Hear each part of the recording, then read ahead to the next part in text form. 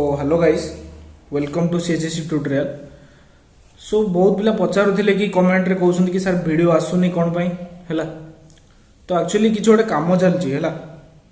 तो एक्चुअली हम स्वराज सर मोर टिके गोटे एडमिशन माने एमटेक रे करिवार अछि। तो सेथि पई टिके से एडमिशन प्रोसेस रे टिके व्यस्त अछु। तो सेथि पई वीडियो आस परनी। ओके, तो बहुत पिला एक्चुअली ग्रुप रे डिस्कशन करूछन्ती हैला, आ पर्सनल मेसेज भी करूछन्ती कि सर एग्जाम होबो कि नाही, +2 एग्जाम टा होबो कि नाही। तो देखो गोटे कथा, गोटे माने जिंस तो पूरा सफा सफा जणा पड़ुची एग्जाम होबो। तो आज जाए माने हिस्ट्री रे केबे भी माने एग्जाम बंद हेइनी, माने +2 बोर्ड एग्जाम आउ एटा आगु होबो बोली भी मु भाबुनी। ओके, तो तुम मैंने कि पढ़ा छाड़ नहीं जमा है, जी हूँ पढ़ा स्टार्ट कर। एबे भी टाइम अच्छी तुम मैंने भलसे पढ़ी की आराम से भल मार्क रखिपर है। तो सेमती ना कि माने भल मार्क रखा टोटाल 12 मास जाक पढ़ा पड़ो कि 6 मास जाक किसी ना, गोटे मास 2 मास पूरा यथेष्ट पढ़ापी।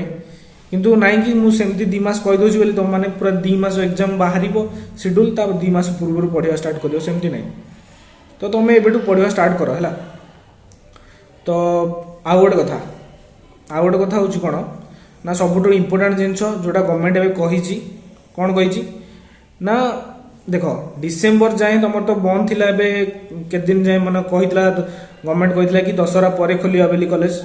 किंतु एबे कही कौन ना डिसेम्बर 31 पर, डिसेम्बर 31 ना 30 से डिसेम्बर मास पर जहाँ खोलिया कथा खोलियो। ओके, तो भावनी कि एग्जाम हम बोली, एग्जाम हबार थिला केते मार्च रे हबार थिला। तो एया भाबिकी चलो कि एग्जाम आउ 3 मास घुंची जाई पारे कि 2 मास घुंची जाई पारे, किंतु एग्जाम हबो हैला। बाकी आउ कोन रहला, हां आउ +2 एग्जाम टा एथि पई गवर्नमेंट आउ गोटे जिंस भी कहिची कोन कहिची ना, मिनिमम 3 मंथ पढ़ाला परे कॉलेज रे तापर जे एग्जाम हबो सेटा कहिची बुझिबा। तो मु भी भाबुची एक्चुअली देख एग्जाम मे भी तुम जुलाई मसरे कि अगस्त मसरे हेई पारे, बट मु श्योर नुह है, मु गवर्नमेंट नुह तो मु श्योर ही कहि परनी। किंतु जना पड़ी जहाँ मु भी जानी पारुची, तो तुम भी जानी पारुथिबे जिनछटा बुझिबाल।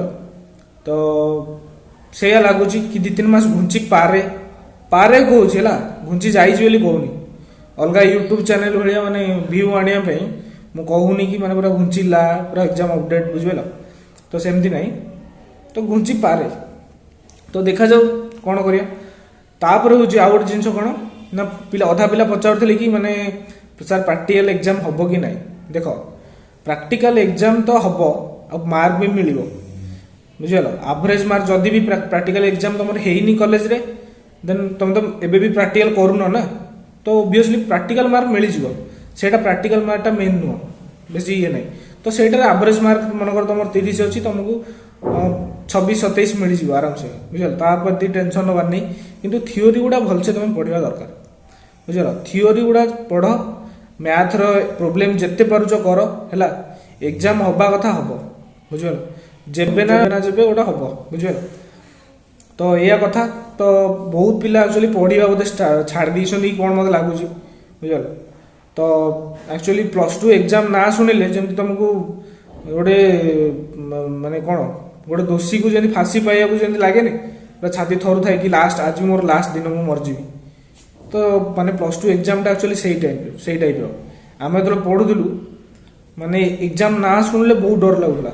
+2 हो कि 10th एग्जाम हो आ सप्तम भी गोटे बोर्ड परीक्षा थिला हमर। तो सेगुड़ा सब शुणिकी डर लगुला है। तुम भावनी कि एक्चुअली एग्जाम टा भारी माने माने ख्यामखेली जिनसटा नुह है। गवर्नमेंट एग्जाम न करि पारे कहार ना, जो माने अष्टम नवम बुझिपाल, किंतु 10वीं पिलांकर एग्जाम हबो बुझिपाल। सेई टाइप रो +2 फर्स्ट ईयर एग्जाम हो न हो, किंतु सेकेंड ईयर हबा कथा थुआ बुझिपाल।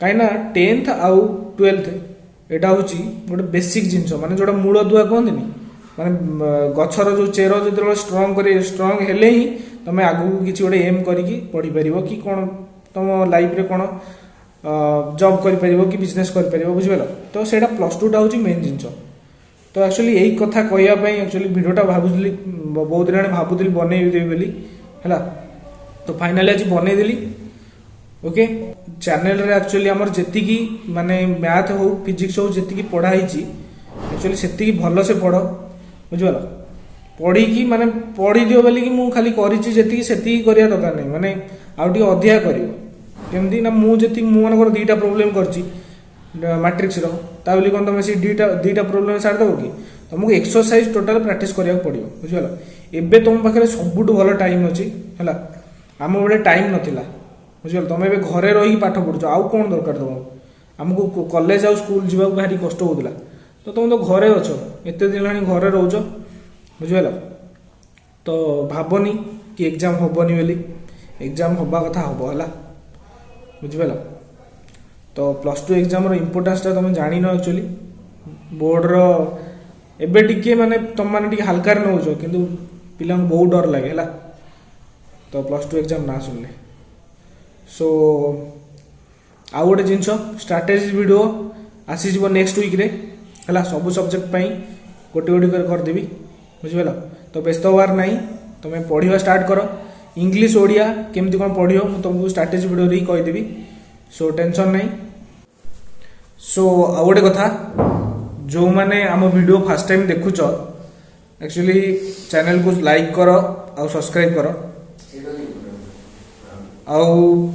आउ जहार भी नोट दरकार फिजिक्स रो हो कि केमिस्ट्री रो हो कि बायोलॉजी रो हो नोट सब आम वेबसाइट chstutorial.com रे अवेलेबल अछि तुम सेठी विजिट करके सब नोट देखि परिबो आउ डाउनलोड भी कर परिबो आउ आम वेबसाइट रे ता सहित प्रीवियस ईयर क्वेश्चन आउ बाकी रहला कोन ना सिलेबस भी जहा दरकार सेगुडा भी मिल जिवो ता सहित एग्जाम टिप्स भी मिल जिवो हला तो जोटा कि संपूर्ण ओडिया भाषा रे लिखा है ओके सो बस एति तमे वेबसाइट को विजिट कला परे जानि परिबो मु वेबसाइट रो लिंक दे दोची डिस्क्रिप्शन रे विजिट करो आउ नोट्स उडा देखो सो जीवा बाय।